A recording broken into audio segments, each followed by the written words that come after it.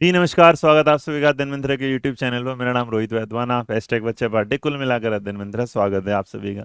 देखिए, कल ना एक बड़ा प्यारा सा एक दो बिहार पब्लिक सर्विस कमीशन का ये एक पोर्टल होम पेज होता है। और जिस होम पेज पे कुछ इन्फॉर्मेशन आती है, और अगर आपका कोई ट्विटर हैंडल है उस पर कोई इन्फॉर्मेशन आती है, तो मुझे लगता है कि मुझे कुछ बातें समझ में नहीं आई। हमने कल यूट्यूब पर देखा कि कल बिहार के उसमें दो नोटिफिकेशन आई। दो नोटिफिकेशन में सबने जिक्र किया सिर्फ और सिर्फ ओएमआर शीट का, सबने जिक्र नहीं किया उस दूसरे नोटिफिकेशन का जो ना है। मुझे लगता है कि अगर मैं कोई खबर देता हूं तो मेरे लिए खबर को लीक करना या इंडियन पेनल कोड का जो वो है, मतलब उल्टा सीधा प्रयोग करना, वो तब होता है जब ऐसी कोई खबर जो सार्वजनिक ना की गई हो और उसे तब आपके सामने किसी ने चुरा के लाए हो। तो इंडियन पेनल कोड फिर मैंने पढ़ा, इतनी धाराएं हैं कि अगर आपके सामने खोलूं मैं आईपीसी, तो यहाँ पर कुछ चीजें थी जिसके साथ यहाँ पर एक हुआ।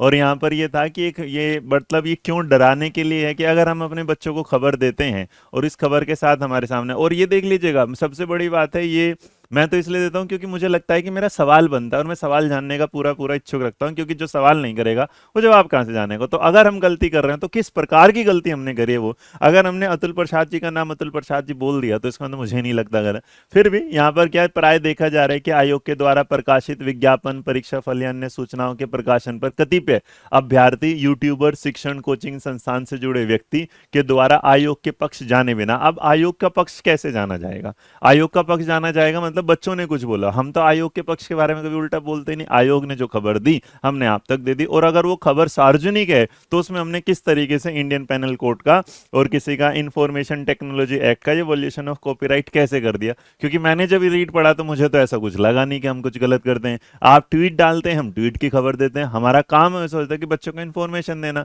आपने सिलेबस नहीं डाला तो हमने, बच्चों ने पूछा कि सिलेबस क्यों नहीं डाला, तो हमने नहीं, ये तो जो चीजें आप देते हैं। अब हम तो किसी को ये नहीं कह सकते ना कि एग्जाम डेट ही आएगी। आपने 24, 25, 26, 27 रखा तो हमने बता दिया। मुझे नहीं लगता। और फिर भी सर, आपको अगर किसी चीज का बुरा लगता है तो आपको ये कि किस बात का बुरा लगता है, तो मतलब कहाँ से क्या चीज है। उसके बाद आयोग का नाम, लोगो या आयोग के संवैधानिक पदों पर आसीन व्यक्तियों के नाम, फोटो बिना उनकी सहमति के उपयोग करते हुए आयोग संवैधानिक पदों पर आसीन व्यक्तियों के हवाले से सूचना दी जाती है। हमने तो आपकी, जो आप हमें सूचना देते हैं हम उसकी सूचना देते हैं, हम कभी भी आपके अंदर की कोई सूचना बच्चों तक नहीं दे दे। उसके बाद बिहार लोक सेवा आयोग एक संवैधानिक संस्था है जिसकी हम इज्जत करते हैं, इसीलिए हम उसकी तैयारी करा रहे हैं बच्चों को। और इसके माननीय अध्यक्ष का पद जो संवैधानिक पद बिल्कुल है, इसीलिए साथ में आदरणीय और जी भी लगाया जाता है।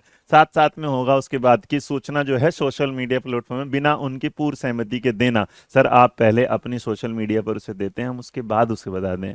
मतलब ये एक सरासर से बिल्कुल ऐसा लगा कि आप जो खबर देना चाहते हैं हम किसी को, अगर आप ऐसी बात है तो फिर ये बताइएगा सर, इस खबर को हम अगर आप दे रहे हैं तो इसका मतलब आप खबर आपने जब हमें दिया तब हम सामने वाले को खबर दे रहे हैं। तो ये वाली बात ही समझ में नहीं आ रही किस तरीके से आप क्या कहना चाहते हैं। और वॉल्यूशन पाए जाने पर आयोग व्यक्ति विशेष संस्थान पर कानूनी कार्रवाई करने के लिए स्वतंत्र है। बिल्कुल स्वतंत्र है, लेकिन सामने वाले ने कोई ऐसा काम भी तो किया हो जो कानूनी रूप से गलत हो। और यहाँ पर अगर आप इंडियन पेनल कोड एक्ट को 1860 पढ़ना चाहते हैं तो मैं पूरा का पूरा, मैंने भी इसे पढ़ के देखा, मैंने कहा देखो भैया क्या गलती कर रहे हैं। तो मुझे नहीं लगता कोई भी ऐसी इंफॉर्मेशन जो सार्वजनिक होगा और इसका साक्षात परिणाम ये है, आप जब ये पब्लिक नोटिस जारी करते हैं, इंपोर्टेंट नोटिस, नोटिस का मतलब ही तो है उस पर नोट डालना कि ये ध्यान रखिए। आप जब दिखते हैं तो आप खुद ही लिखते हैं इस पर क्या है, आवश्यक सूचना। अगर ये सूचना है तो इसका मतलब ये सबके लिए, अगर यहाँ पर लिखा होता गोपनीय सूचना तो शायद हम ना, गोपनीय तो था नहीं ना, इसमें क्या है, आवश्यक सूचना है। स्टिल अगर मैं फिर भी इस बात पर कि अगर ऐसा कुछ है यहाँ पर हो तो कोई भी अगर इसके बारे में, देखिए नाम मैं बिल्कुल बोलूंगा कि गलत तरीके से कुछ उनके बारे में बयान दे रहे हैं। वो एक बिल्कुल आदरणीय व्यक्ति हैं, बट यहाँ से ये एक ना तरीके की सामने वाले के लिए धमकी हो जाती है। और मुझे लगता है कि मैं बच्चों के साथ खड़ा होता हूँ, मैं उस चीज़ के खिलाफ कभी भी नहीं होता कि जो किसी की इज्जत या बेइज्जती के लिए हो। मेरे लिए है कि एक इन्फॉर्मेशन आपने दी और बताना, तो ये इन्फॉर्मेशन हर तरह से इसके बारे में कल कहीं पर भी डिटेल नहीं दी, कहीं भी कुछ बात नहीं दी। हो सकता है मेरे अलावा भी किसी ने दी भी ना हो, और मैं इस बात से बिल्कुल भी डर के नहीं दे रहा। मैं एक इन्फॉर्मेशन है, मेरा हक बनता है सवाल पूछना, मैंने वो सवाल पूछा है। और इंडियन पेनल कोड ने, RT right to information act 2005 कहता है कि मैं सवाल पूछ सकता हूं। बस सर मेरा ये था। अगर इस बार उसके अलावा यहाँ पर आते हैं आपके सामने ओएमआर शीट, ये एक जानकारी जो आपने ओएमआर शीट की है। तो कल एक ओएमआर शीट के बारे में भी, वैसे तो आप इतनी वीडियो देख चुके होंगे इसकी कि मुझे शायद आपको बताने की जरूरत नहीं, बट स्टिल ये एक डेमो शीट दी गई है बीपीएससी की तरफ से, एक बेहतर कार्य किया गया है जो धीरे धीरे बीपीएससी बेहतर कर भी रही है। मतलब पहले नहीं थी, अब धीरे धीरे अपडेट दे देती हैं, जैसे उन्होंने अचानक से फिर एग्जाम डेट को 12 से 15 कर दिया इसी तरीके से। तो यहाँ पर जो होगा तो आप वही अपना डेट ऑफ बर्थ, अनुक्रमांक जो आएगा, नंबर सी बार कोड होता है, सीरियल नंबर वो अलग होता है। अगर आप यहाँ देखेंगे तो प्राथमिक मुख्य पेपर में आपका जनरल स्टडीज का है। अब एक बात तो तय हो जाती है यहाँ से कि जो पेपर है वो क्या है। मतलब कई बार बीच में किसी बच्चों ने पूछा कि पेपर ऑनलाइन है ऑफलाइन है, तो ये पेपर क्या है। अब अगर ओएमआर शीट है तो ऑब्वियस सी बात है पेपर आप ऑफलाइन ही देने वाले हैं। कुछ यूट्यूब वीडियोस आई थी बीच में कि भाई ऑनलाइन होगा, हाँ वो गलत है। मतलब आप गलत इन्फॉर्मेशन को आगे बढ़ा रहे हैं, उसके तो मैं भी पक्ष में नहीं, बिल्कुल भी। अभी मैंने देखा था एक वीडियो पे पक्ष में किसी ने, क्योंकि कुछ यूट्यूबर क्या करते हैं वीडियो बनाने के चक्कर में अपने थंबनेल पे जो ये लिख दिया था उन्होंने कि बीपीएससी की एग्जाम डेट आगे बढ़ेगी, ये गलत है, ये नहीं होना चाहिए। मतलब जो है उस पर बिल्कुल मैं आपके साथ सहमत हूँ। बट सर कोई सवाल आप दे रहे हैं और उसके बारे में हम बच्चों को ना बताएं, तो वो तो मुझे नहीं लगता मैं गलत दे रहा हूँ बिल्कुल भी। ठीक है, यहाँ भाई 120 सवालों के साथ आपके सामने ये आएगा। और उसके बाद आप देखते हैं ज्यादातर आप name of candidate, block letters, ये वाला ये आपका क्या है, जो सेकेंडरी मेन सब्जेक्ट होगा उनके लिए। सेकेंडरी मेन सब्जेक्ट में भी उसी तरीके से 40 इधर दिखाई देंगे आपको। उसके बाद मेरे बच्चे 40 यहाँ दिखाई दे रहे हैं। ज्योग्राफी के साथ चयनित वाले पार्ट सेकंड नहीं लिया।